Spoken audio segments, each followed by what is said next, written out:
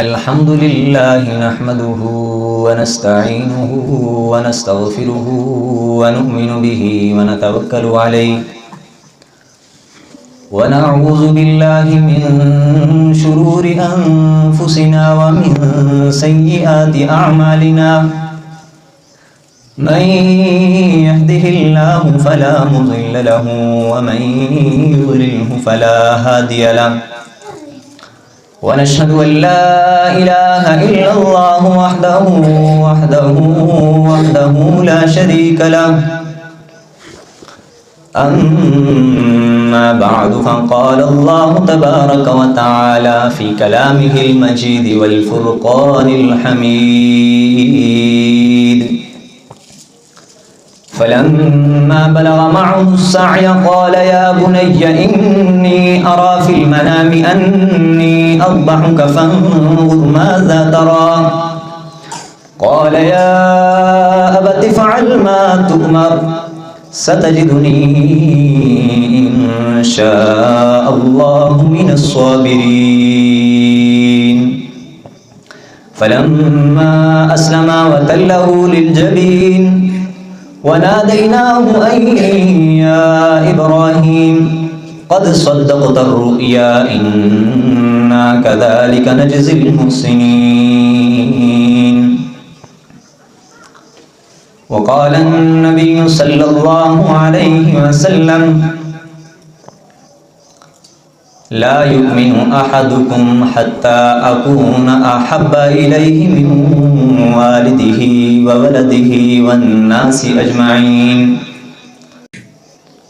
اللهم صل على سيدنا ومولانا محمد وعلى آل محمد كما صليت على إبراهيم وعلى آل إبراهيم إنك حميد مجيد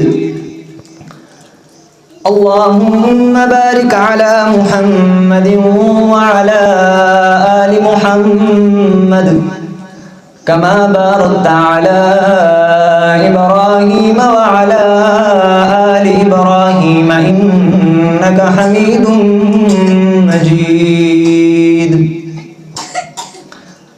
صدق الله العظيم وبلغنا رسوله النبي الأمي الكريم وذلك من الشاهدين والشاكرين والحمد لله رب العالمين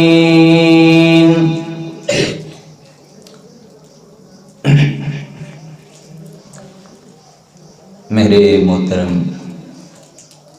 بزرگوں، دوستوں، بھائیوں، ساتھیوں، آج 10 ذی الحجہ 1445 ہجری ہے اور عید الاضحیٰ کے اس مکرم ببرکت اجتماع میں ہم مسجد میں جمع ہیں۔ اللہ پاک سے دعا ہے کہ اللہ رب العزت اس مختصر دورانیے میں میرا کہنا اور آپ حضرات کا سننا اپنی بارگاہ الہی میں قبول فرمائے۔ ہم ہر سال عید الاضحیٰ مناتے ہیں۔ عید الاضحیٰ جسے عید قربان بھی کہتے ہیں یا بقرہ عید بھی کہتے ہیں، اس کے پس منظر میں جایا جائے، غور کیا جائے تو ہمیں نظر آتا ہے کہ یہ سنت ابراہیمی ہے، یہ سنت ابراہیمی ہے۔ اور اللہ پاک نے فرمایا کہ ملت ابیکم ابراہیم، کہ امت محمدیہ صلی اللہ علیہ وسلم کو بھی ملت ابراہیمی میں پیدا کیا گیا، اور یہ ہمارے جد امجد حضرت سیدنا ابراہیم علیہ السلام کی سنت مبارکہ ہے۔ میں نے آپ حضرات کے سامنے قرآن کریم کی سورہ صافات کی آیات تلاوت کی، جن میں اللہ رب العزت نے فرمایا کہ فلما بلغ معه السعي قال يا بني اني ارى في المنام اني اذبحك فانظر ماذا ترى۔ یہ اس وقت کا بیان ہے کہ جب اللہ رب العزت نے حضرت ابراہیم علیہ السلام کو مدتوں بعد ایک فرزند ارجمند عطا کیا جس کا نام حضرت اسماعیل علیہ السلام تھا۔ اب حضرات اس بات سے بخوبی واقف ہیں کہ یقیناً انسان کو اپنی اولاد سے ایک فطرتی محبت ہوتی ہے، اور اگر وہ اولاد پھر اکلوتی ہو تو اس سے اور زیادہ محبت ہوتی ہے، اور پھر وہ اولاد اگر فرما بردار ہو، نیک ہو، صالح ہو، متقی ہو تو اس اولاد سے محبت اور زیادہ اور جایا کرتی ہے۔ حضرت ابراہیم علیہ السلام کے بیٹے حضرت اسماعیل علیہ السلام، جن کو حضرت ابراہیم علیہ السلام کو اللہ رب العزت نے بڑھاپے کی عمر میں عطا کیا، یقیناً مدتوں بعد جب اولاد ہوتی ہے تو اس اولاد سے انسان کی بڑی توقعات وابستہ ہوتی ہیں، اس اولاد سے انسان کی بڑی محبت ہوا کرتی ہے، اور اس اولاد کے لیے آدمی ہر کچھ کر گزرتا ہے۔ حضرت ابراہیم علیہ السلام کو جب اللہ رب العزت نے بیٹے حضرت اسماعیل علیہ السلام سے نوازا، حضرت ابراہیم علیہ السلام نے اپنے اس بیٹے کی پرورش کی، بچپن میں آپ علیہ السلام کی پرورش کی، بڑی محبتوں سے پالا۔ قرآن کریم کہتا ہے فَلَمَّا بَلَغَ مَعَهُ السَّعْيَ، جب وہ اس عمر کو پہنچے کہ جب وہ اپنے بابا کے ساتھ چلنے لگے تو قرآن آگے کہتا ہے مَعَهُ السَّعْيَ قَالَ يَا بُنَيَّ إِنِّي أَرَىٰ، حضرت ابراہیم علیہ السلام نے کیا کہا کہ اے میرے بیٹے، میں خواب دیکھتا ہوں فِي الْمَنَامِ أَنِّي أَذْبَحُكَ، کہ میں یہ خواب میں دیکھتا ہوں کہ میں تجھے ذبح کر رہا ہوں، میں تجھے اللہ کے راستے میں قربان کر رہا ہوں۔ فانظر ماذا ترى، واہ، انسان جتنا عظیم ہوتا ہے اس کا بیان اسلوب بھی اس قدر عظیم ہوتا ہے۔ قرآن کریم نے حضرت ابراہیم علیہ السلام کے اپنے بیٹے سے اس انداز گفتگو کو قرآن میں محفوظ کیا، کہا ماذا ترى، اے میرے بیٹے میں نے تو یہ خواب دیکھی، تیری کیا رائے ہے؟ بیٹے نے کیا کہا؟ بیٹے نے کہا فانظر ماذا ترى قال یا ابت، اے میرے ابا جان افعل ما تؤمر، افعل ما تؤمر، کوئی ہی حجت نہیں۔ ابا خواب کب آیا، کیسا آیا؟ جب انسان کو خواب میں کسی بات کا حکم ہوتا ہے یا خواب آتی ہے تو عام طور پر انسان تعویلات کا شکار ہو جاتا ہے، کہتا ہے ہو سکتا ہے اس خواب کا مطلب یہ ہو سکتا ہے اس خواب کا مطلب یہ ہو سکتا ہے اس خواب کا مطلب یہ ہو۔ لیکن انبیاء علیہ السلام کا جو خواب ہوتا ہے وہ در حقیقت اللہ رب العزت کا براہ راست حکم ہوا کرتا ہے۔ جس طرح اللہ رب العزت وحی کے ذریعے انبیاء علیہ السلام پر اپنا حکم نازل کرتے ہیں، اسی طرح اللہ رب العزت خواب کے ذریعے بھی انبیاء علیہ السلام پر اپنا حکم نازل فرماتے ہیں۔ اور اس میں مفسرین نے ایک حکمت لکھی کہ خواب میں بتانے کی کیا وجہ تھی۔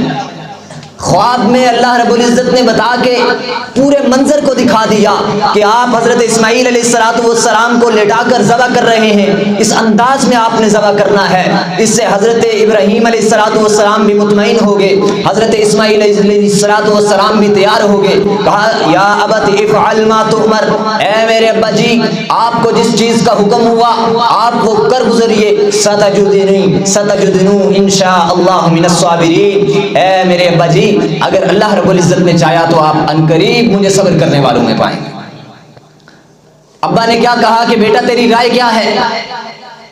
دونوں باپ بیٹا تو یہ پکی بات ہے اس پہ رضامند تھے، لیکن معلوم ہوا کہ کسی کام کے کرنے سے پہلے جس کے ساتھ آپ کا معاملہ ہے اس سے بھی اس کی رائے مانگ لینا، اس کا مشورہ لے لینا، یہ بھی ایک سنت طریقہ ہے، اور یہ سنت ابراہیمی سے ہمیں ملتا ہے۔ کہا یا ابت افعل ما تؤمر ستجدنی انشاءاللہ من الصابرین، آپ عنقریب اگر اللہ نے چاہا تو مجھے صبر کرنے والوں میں سے پائیں گے۔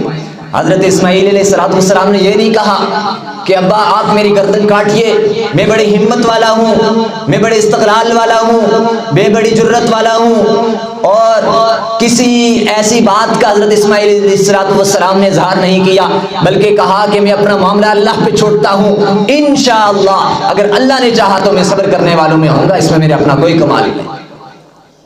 تو آج اس مقرب اجتماع میں ہمیں ایک یہ بات بھی معلوم ہوتی ہے کہ انسان چاہے جتنا بھی قوی ہو، چاہے وہ جانی لحاظ سے ہو، مالی لحاظ سے ہو، یا وہ عہدے اور منصب کے لحاظ سے ہو، جب بھی معاشرے میں یا پھر اجتماعی طور پر، انفرادی طور پر کوئی ایسا معاملہ آ جائے کہ جہاں پر اس سے رائے مانگی جائے تو انسان اپنی رائے کے ساتھ اللہ رب العزت کے حکم اور اللہ تعالیٰ کی منشا اور اللہ تعالیٰ کی مرضی کو ضرور شامل کریں، کیونکہ جب آپ اپنے معاملات کو اللہ کے سپرد کر دیں گے، آپ کہیں گے میری کوئی جرت نہیں، میری کوئی ہمت نہیں، ہمت دینے والی اللہ کی ذات ہے، اگر اللہ تعالیٰ نے مجھے ہمت دی تو میں یہ کام کر سکوں گا، اگر اللہ نے مجھے ہمت دی تو میں یہ کام پائے تکمیل تک پہنچا لوں گا، تو اس میں اللہ رب العزت کی مرضی شامل حال ہو جاتی ہے۔ آپ سنتے ہیں علماء اکرام سے، آپ نے سنا ہوگا کہ آپ علیہ السلام کے پاس کچھ کفار آئے اور آ کر کہا کہ یا رسول اللہ ہم آپ سے 3 سوالات کرتے ہیں، آپ جواب دیجئے، تفصیل کا وقت نہیں۔ اللہ کے نبی صلی اللہ علیہ وسلم نے انشاءاللہ کہے بغیر کیا کہا کہ میں یہ آپ کو ان کا جواب کل دے دوں گا، اس کا جواب کل دے دوں گا۔ پھر اگلے دن آئے ہو، کہا یا رسول اللہ ہم نے آپ سے سوال کیا تھا، جواب بتائیے۔ اللہ کے نبی خاموش، کیونکہ آپ صلی اللہ علیہ وسلم اپنی طرف سے تو کوئی بات نہیں کرتے، ان ہوا الا وحی یوحا، مگر وہی بات کرتے ہیں کہ جس کا اللہ رب العزت حکم دیتے ہیں۔ تیسرے دن آئے، چوتھے دن آئے، 1.5 ماہ سے زائد عرصہ گزر چکا، آپ علیہ السلام نے کوئی انہیں جواب نہ دیا۔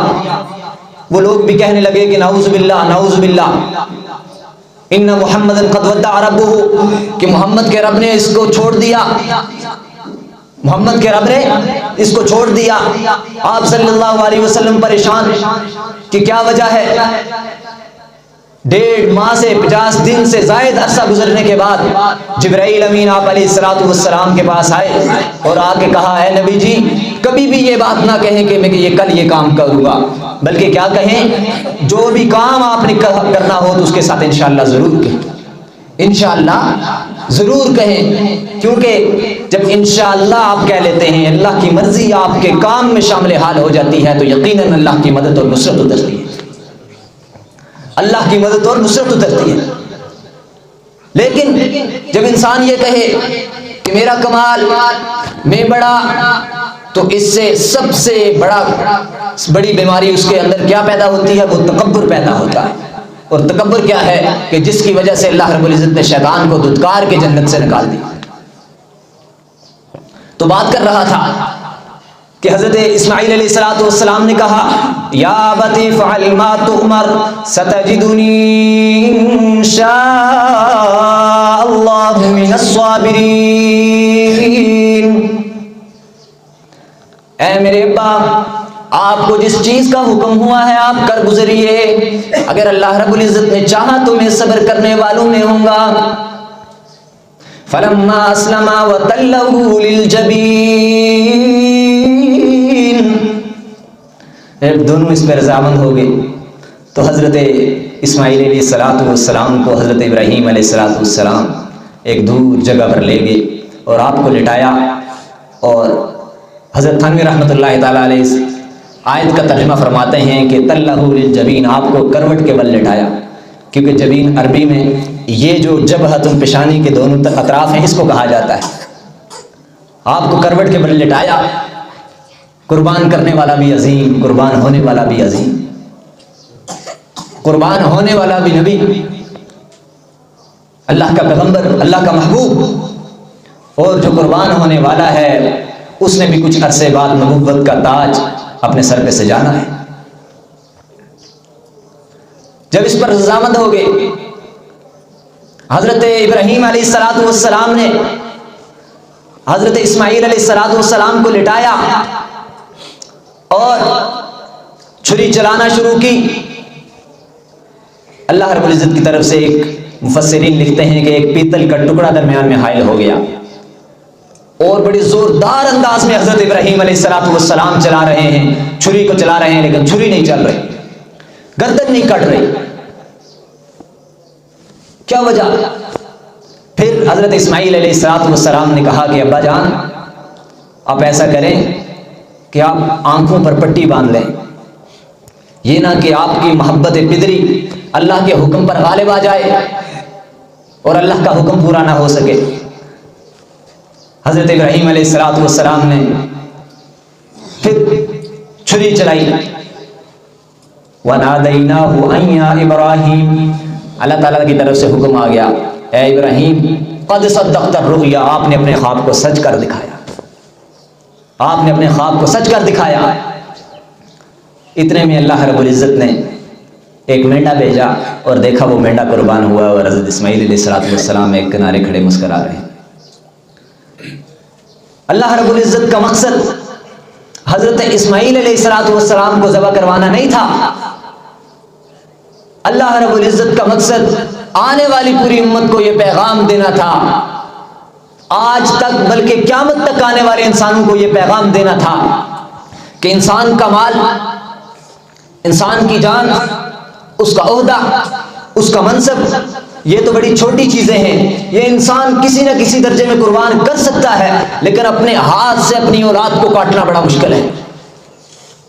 آج بچے کو چھوٹی سی چوٹ لگ جائے تو اس کی آہ ایک باپ برداشت نہیں کر سکتا، تو خود سوچئے کہ بچے کو لٹا کر اس کو قربان کرنا کتنا مشکل ہے. اللہ رب العزت نے یہ پیغام دینا تھا کل قیامت تک آنے والے آخری انسان تک کہ اگر اللہ کے راستے میں اگر اپنی اولاد تک کی قربانی دینی پڑ جائے تو اس سے گریز مت کیجیے. اور اللہ کے نبی صلی اللہ علیہ وسلم نے فرمایا کہ مومن مسلمان جب جانور کو لٹائے اور اس کے گردن پر جب چھری چلاتا ہے، چھری چلانے سے وہ جو خون کا قطرہ ہے کبھی زمین پر نہیں گرتا کہ اللہ رب العزت اس کے گناہوں کو معاف فرما دے. اور ایک روایت میں آتا ہے کہ قربانی کے جانور کے بال جو ہوتے ہیں اس کے بقدر اللہ رب العزت انسان کو نیکیاں عطا فرماتے ہیں. اور حضرات صحابہ کرام تو نیکی کے معاملے میں حریص تھے. آج میں اور آپ تو مال کے معاملے میں حریص ہیں، میں اور آپ تو اس معاملے میں حریص ہیں کہ ہمارا اچھے سے اچھا گھر بن جائے، میں اور آپ اس معاملے میں حریص ہیں کہ ہمیں اچھے سے اچھا عہدہ اور منصب مل جائے، ہم اچھی ڈگری حاصل کر جائیں، 4 لوگوں کے سامنے ہماری واہ واہ ہو جائے. لیکن حضرات صحابہ کرام جو تھے وہ اعمال کے حریص تھے. حضرات صحابہ کرام اعمال کے حریص تھے. صحابہ کرام نے کہا کہ یا رسول اللہ اگر کوئی آدمی بھیڑ کو ذبح کرے تو اس کے بارے میں کیا حکم ہے؟ کیونکہ بھیڑ پہ تو بال نہیں ہوتے، اون ہوتی ہے. تو اللہ کے نبی صلی اللہ علیہ وسلم فرمایا تو اون کے بھی بال ہوتے ہیں، ان اونوں کے بالوں کی بقدر اللہ رب العزت اس آدمی کو اجر عطا فرمایا. تو میرے بھائیوں، میرے دوستو، یہ ایک بہت عظیم قربانی ہے. اور فقط کسی ایک جانور کو ذبح کر لینا، ہمیں اس موقع پر یہ پیغام نہیں دیا جاتا، فقط یہ پیغام نہیں دیا جاتا کہ آپ ایک جانور کو لٹائیں، اس کے گلے پہ چھری پھیریں، اس کا گوشت جو ہے تقسیم کریں. نہیں، اس موقع پر ہمیں یہ پیغام دیا جاتا ہے کہ اپنی زندگی میں جب آپ کو اپنے مال کی قربانی اللہ کے دین کے لیے دینی پڑے تو دو، اپنی جان کی قربانی دینی پڑے تو دو. جیسے یہ حضرات تبلیغ والے پوری دنیا میں پھرتے ہیں اللہ کا پیغام لے کر. آج عید کا دن ہے، ہر آدمی کی خواہش ہوتی ہے اپنے گھر میں رہے، اپنے بچوں کے پاس رہے، لیکن یہ لوگ بستر اٹھائے، نہ کوئی اپنا فائدہ ہے، نہ کوئی پیسے مل رہے ہیں، نہ کوئی واہ واہ ہو رہی ہے، اللہ کے دین کے لیے پوری دنیا میں گھوم رہے ہیں اور آج عید کا دن ہمارے ساتھ گزار. تو اللہ کے راستے میں جب بھی انسان 3 چیزیں جس چیز پہ لگے گی اس پہ آدمی کا دل بھی جائے گا اور وہاں پر انسان محنت اور کوشش بھی کرے گا. جان، مال، وقت، 3 چیزیں جب آپ خرچ کریں گے آپ کو اس چیز کی قدر معلوم ہو جائے گی. آج ہمارے دل سے دین کی قدر کیوں نکل گئی؟ کیا وجہ ہے کہ تھوڑی دیر کے لیے مسجد میں آتے ہیں تو ہمارا دل تنگ ہونے لگتا ہے کہ کسی طرح واپس ہم گھر میں پہنچے. حالانکہ اللہ کے نبی صلی اللہ علیہ وسلم نے فرمایا کہ مومن کی مثال تو مسجد میں ایسے ہے کہ جیسے ایک مچھلی پانی کے اندر ہوا کرتی ہے. مچھلی کی کیا مثال ہے کہ مچھلی کو جب پانی سے نکالا جاتا ہے تو زندہ رہ جاتی ہے، مر جاتی ہے. لیکن آج ہماری ایمانی کیفیت اس درجے پر کیوں پہنچ گئی؟ معلوم ہوتا ہے کہ یہ جو دین تھا یہ ہمیں ایک بنا بنایا پورے کا پورا ایک پلیٹ میں یا تشتری میں مل گیا۔ حضرات صحابہ کرام رضی اللہ تعالیٰ علیہ اجمعین نے، انبیاء علیہ السلام نے، تابعین، تبع تابعین نے، اولیاء کرام نے اپنے اوقات کو، اپنے مال کو، اپنی جان کو اس پر لگایا تھا، اس وجہ سے ان کے پاس اس چیز کی قدر تھی۔ یہی تو وجہ ہے کہ ہم دیکھتے ہیں کہ حضرات صحابہ کرام رضی اللہ تعالیٰ علیہ اجمعین آپ صلی اللہ علیہ وسلم کی مبارک صحبت کو چھوڑ کے، وہ بیت اللہ جیسے مقدس حرم کو چھوڑ کے، مسجد نبی کی مقدس نمازوں کو چھوڑ کے، جن پر 50,000 ہزار اور 1 لاکھ کا اجر ہے، پوری دنیا میں پھیل گئے۔ وجہ کیا تھی؟ وجہ یہ تھی کہ یہ دین پوری دنیا پر غالب آ جائے۔ بلغوا عنی ولو آیا کہ وہ حقیقی مصداق بنے، اللہ رب العزت کے پیغام کو پہنچانے کے وہ حقیقی مصداق بنے۔ تو معلوم ہوا کہ جان، مال، وقت، جس چیز پر انسان کا لگے گا اس کی قدر بھی معلوم ہوگی اور اس کی قیمت بھی معلوم ہوگی۔ آج ہم اپنے گھر میں کسی چیز کو ضائع نہیں ہونے دیتے۔ گھر میں ہم نے کلر کروایا تو اس کو بچوں کو بڑا احتیاط کرتے ہیں کہ خراب نہ ہو۔ وجہ کیا ہے کہ ہم نے اس میں پیسے دیے ہیں، یہاں سے ہم ٹریول کر کے بازار میں گئے، اس پہ ہم نے وہاں سے خرید کے لائے، وقت لگایا ہے، پیسے لگائے، جان لگائی ہے۔ آج دین کی عظمت، قدر، منزلت ہمارے دلوں سے اسی وجہ سے نکل گئی کہ ہم اس چیز سے دور ہو بیٹھے جس کا ہمیں حکم دیا گیا تھا۔ تو میرے بھائیوں، عرض کیا تھا میں نے کہ حضرت اسماعیل علیہ السلام نے اپنے آپ کو پیش کیا، حضرت ابراہیم علیہ السلام کو نے بغیر کسی تعویل میں پڑے حضرت اسماعیل کو چھری کے نیچے لٹایا، ذبح کیا، اور بڑے ہی خوبصورت انداز میں دونوں باپ بیٹوں نے قربانی پیش کی۔ بیٹے کا انداز بھی عجیب، ابا کا انداز بھی عجیب۔ کسی نے کیا خوب کہا کہ یہ فیضان نظر تھا یا کہ مکتب کی کرامت تھی، سکھائے کس نے اسماعیل کو آداب فرزندی۔ تو اس موقع پر جہاں پر ہم یہ بات بیان کرتے ہیں، سنتے ہیں، سمجھتے ہیں کہ قربانی اس جانور کی جائے، اس جانور کی نہ کی جائے، جانور ایسا ہونا چاہیے، اس کے سینگ ٹوٹے نہیں ہونے چاہیے، اس کا کھر زخمی نہیں ہونا چاہیے، اس کی دم کٹی نہیں ہونی چاہیے، یہ سارے ہم مسائل سیکھتے ہیں، سمجھتے ہیں علماء سے۔ لیکن قربانی کا جو حقیقی مقصد ہے، جو حقیقی حصول ہے قربانی کا، وہ کیا ہے؟ قربانی کا حقیقی حصول یہ ہے جس کو اللہ رب العزت نے سورہ حج میں ارشاد فرمایا کہ لن ینال اللہ لحومها ولا دماؤها ولکن ینالہ التقوی منکم، کہ نہ مجھ تک تمہاری کھال پہنچتی ہے، نہ گوشت پہنچتا ہے، نہ خون پہنچتا ہے، ولکن ینالہ التقوی منکم، کہ تمہارے دلوں کا تقوی مجھ تک پہنچتا ہے، تمہارے دلوں کا تقوی مجھ تک پہنچتا ہے کہ تم نے یہ جو جانور خریدا اس میں تمہارا مقصد کیا تھا؟ کیا تمہارا مقصد لوگوں کے سامنے واہ واہ تو نہیں تھی کہ فلاں نے بکرا خریدا، میں نے بیل خریدا، فلاں نے بیل خریدا، میں نے اونٹ خریدا، فلاں نے 1 بکرا خریدا، میں نے 2 خریدے؟ نہ نہ نہ نہ، عمل جتنا بڑا ہو اگر تقوی سے خالی ہو، اخلاص سے خالی ہو تو اللہ کے ہاں دھتکار دیا جاتا ہے۔ عمل مختصر ہو، چھوٹا سا ہو، اخلاص ہو، اللہ رب العزت کی رضا کے لیے ہو تو اللہ رب العزت سے قبول فرما لیتا ہے۔ کیا وجہ تھی کہ حضرات صحابہ کرام ایک کھجور کا ٹکڑا صدقہ کریں اور میں اور آپ احد پہاڑ جتنا سونا چاندی خرچ کر دیں تو اس کے برابر نہیں ہو سکتا؟ کیا وجہ تھی؟ حالانکہ ہماری جیسے انسان تھے، لیکن ان کے اندر ایمان اس قدر پختہ ہو چکا تھا کہ اللہ رب العزت نے ان کو اس مقام پر پہنچایا۔ ان کے قول اور فعل میں تضاد نہیں تھا، قول اور فعل میں تضاد نہیں تھا، اللہ رب العزت کے ساتھ مضبوط تعلق تھا۔ اسی وجہ سے حضرات صحابہ کرام کو اللہ رب العزت نے اس منصب پر فائز کیا کہ اللہ تعالیٰ کیا فرماتے ہیں کہ رضی اللہ عنہم ورضوا۔ 1100 سے زائد آیات اللہ رب العزت نے حضرات صحابہ کرام کے بارے میں فرمائی، کیونکہ انہوں نے جو قربانی پیش کی وہ اس قدر عظیم تھی، اس قدر مقبول تھی کہ میرے اور آپ کے لیے بھی یہ نمونہ اور آئیڈیل بنا دیا کہ فَإِنْ آمَنُوا بِمِثْلِ مَا آمَنْتُمْ بِهِ فَقَدِ اهْتَدَوْا، کہ اگر آپ ان کے طور طریقے پر چلیں گے، ان کے طرز پر چلیں گے، تو اللہ رب العزت آپ کو، آپ کا جو ایمان ہے، آپ کا اسلام ہے، آپ کی نمازیں ہیں، آپ کے روزے ہیں، وہ معتبر ہوں گے۔ لیکن اگر آپ کی جو چیزیں ہیں جو مجھے مطلوب اور مقصود ہیں وہ اس طرز پر نہ ہوئی تو فہو رد، وہ رد ہے۔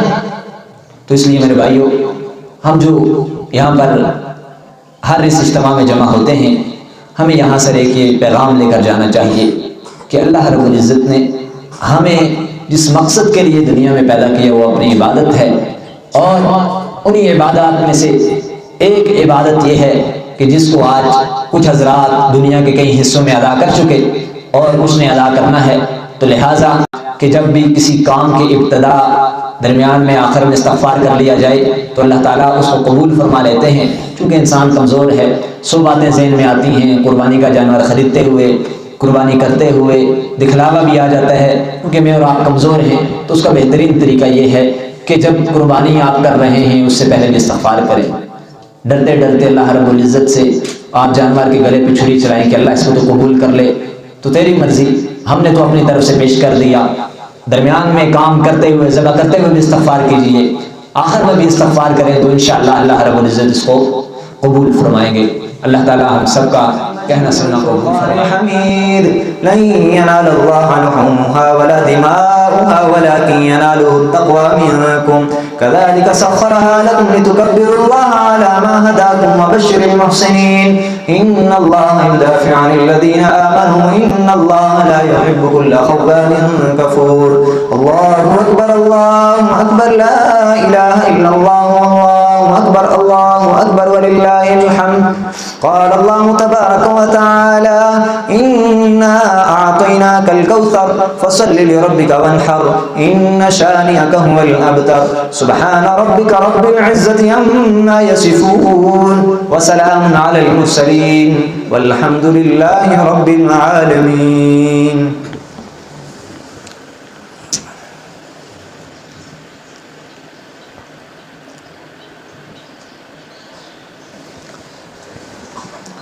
الحمد لله الذي بيده تصريف الأحوال وتخفيف الأثقال والصلاة والسلام على سيد الهادين إلى محاسن الأفعال وعلى آله وصحبه المضارعين له في الصفات والأعمال قال الله تبارك وتعالى في كلامه المجيد والفرقان الحميد فلما بلغ معه السعي قال يا بني إني أرى في المنام أني أذبحك فانظر ماذا ترى قال يا أبت افعل ما تؤمر ستجدني إن شاء الله من الصابرين فلما أسلم وتله للجبين وناديناه أن يا إبراهيم قد صدقت الرؤيا إنا كذلك نجزي المحسنين الله أكبر الله أكبر لا إله إلا الله الله أكبر ولله الحمد أيها المؤمنون للرجال وللنساء تكبير الله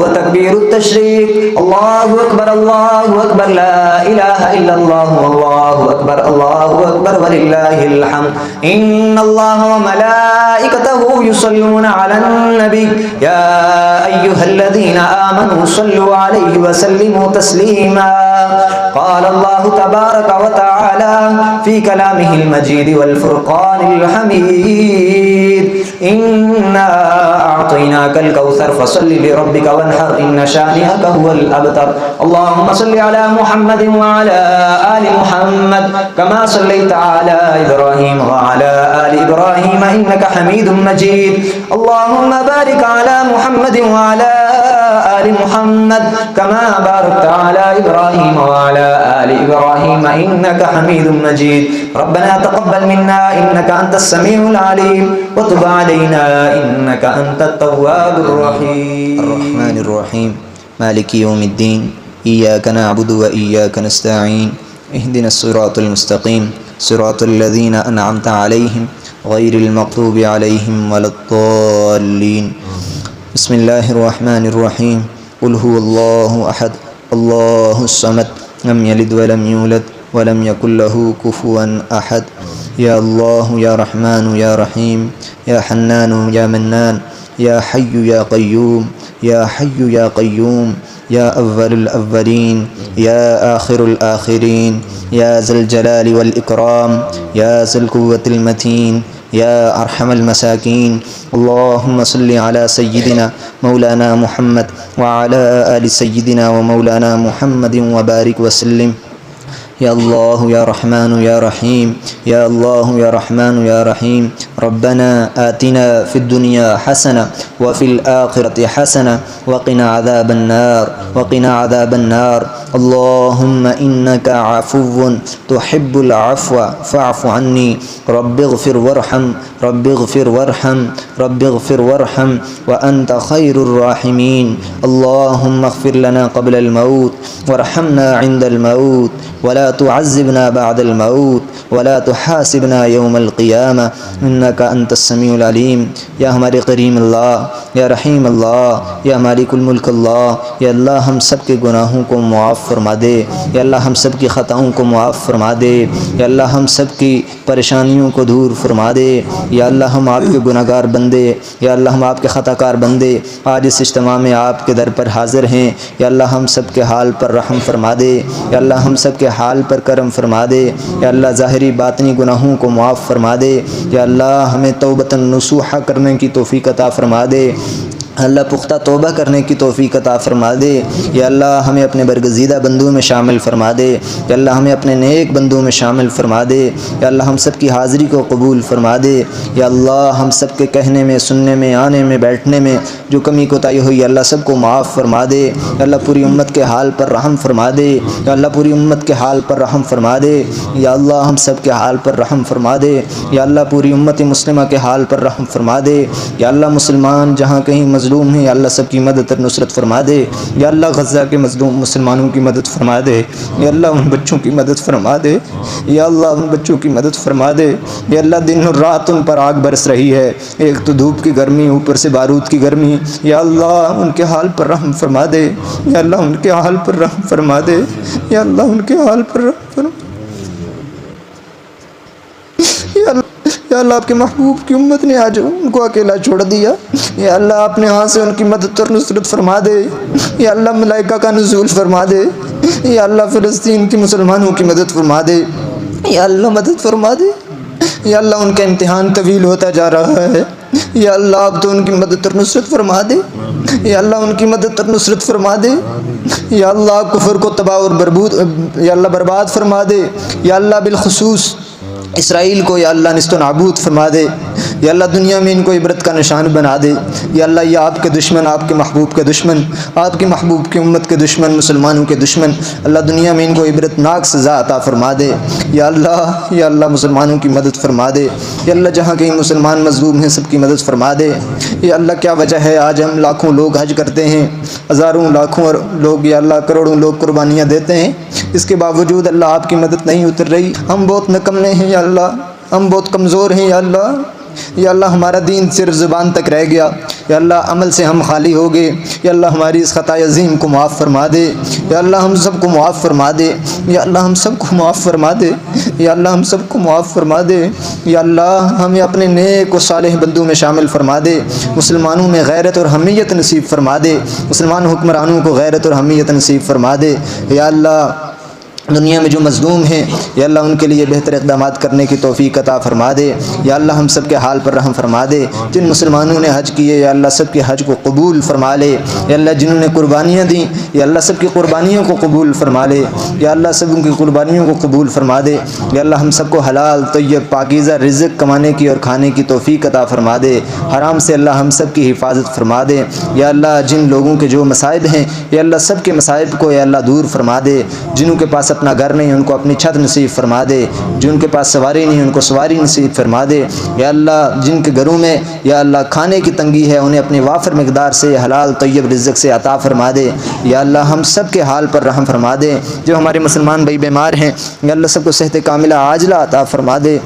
یا اللہ اس مسجد کے ساتھ جن لوگوں نے جہاں کہیں سے جب جتنا جو تعاون کیا اللہ سب کے تعاون کو قبول فرما لے، یا اللہ سب کے تعاون کو قبول فرما لے، یا اللہ ان کے گھروں میں خیر و برکت نصیب فرما دے، پیار اتفاق اتحاد محبت نصیب فرما دے، اللہ ان کی اولادوں سے دین کا کام لے لے، اس محلے میں حافظ اور عالم پیدا فرما دے، اپنے دین کے دائی اپنے دین کے سپاہی پیدا فرما دے، یا اللہ پوری دنیا میں ہم سے دین کا کام لے لے، یا اللہ ہمیں دین پورے دنیا میں یا اللہ ہمیں اپنے دین کا کام کرنے کی توفیق عطا فرما دے، یا اللہ جو لوگ جس انداز میں جہاں جہاں دین کا کام کر رہے ہیں یا اللہ سب کو دن دگنی رات چگنی ترقی عطا فرما دے، یا اللہ جس شعبے میں جو کمی ہے کجی ہے اللہ سب کو دور فرما دے، یا اللہ ہم سب کی اصلاح فرما دے، ہمیں اپنے محبوب صلی اللہ علیہ وسلم کے طریقوں پر چلنے کی توفیق عطا فرما دے، یا اللہ بالخصوص ہمارے عزیز و اقارب جو اس دار فانی سے چل بسے اللہ سب کی مغفرت فرما دے، اللہ سب کے درجات کو بلند فرما دے، اللہ سب کی قبروں کو منور فرما دے، یا اللہ سب کی قبروں کو منور فرما دے، بالخصوص یا اللہ اس مسجد کی بنیاد جن لوگوں نے رکھی یا اللہ ان سب کی کامل اکمل مغفرت فرما دے، یا اللہ ان کے درجات کو بلند فرما دے، میرے والد صاحب کی بھی مغفرت فرما دے، یا اللہ جتنے ہمارے ارد گرد قبرستانوں میں لوگ مدفون ہیں یا اللہ سب کی مغفرت فرما دے، یا اللہ ہم سب پر بھی آخرت کی تمام منازل آسان فرمانا، مرنے سے پہلے ہم سب کی مغفرت فرما دیں، قبر میں جانے سے پہلے ہمیں اس گھر کی تیاری کرنے کی توفیق عطا فرما دے، یا اللہ جو مانگ سکتے یا اللہ رحمت کی بارش کا نزول فرما دے، یا اللہ رحمت کی بارش کا نزول فرما دے، یا اللہ رحمت کی بارش کا نزول فرما دے، یا اللہ ہمارے گناہوں کی وجہ سے یقیناً ایسے حالات آتے ہیں یا اللہ بارشیں نہیں ہوتی ہیں تو یا اللہ وقت پر نہیں ہوتی، یا اللہ ہمیں اپنے اعمال کی اصلاح کرنے کی توفیق عطا فرما دے، یا اللہ جو مانگ سکے وہ بھی عطا فرما، یا اللہ ہم جو نہیں مانگ سکے آپ ہمارے حق میں بہتر جانتے ہیں، ہماری ضروریات کو بہتر جانتے ہیں، اپنے خزانوں سے اللہ ہم سب کی ضروریات کو پورا فرما، یا اللہ اپنے خزانوں سے ہم سب کی ضروریات کو پورا فرما، یا اللہ جن لوگوں نے دعاؤں کے لیے کہا جنہوں نے نہیں کہا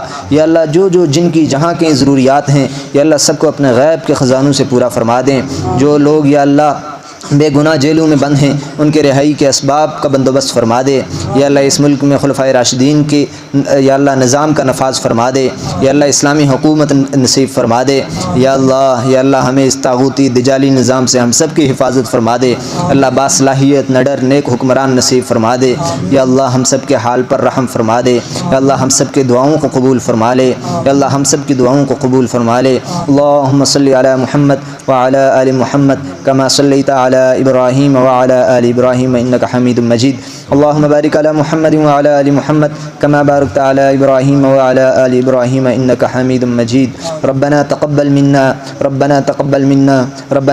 منا انک انت السمیع العلیم وتب علینا انک انت التواب الرحیم، وصلی اللہ وسلم بارک علی نبینا محمد وآلہ واصحابہ اجمعین برحمتک یا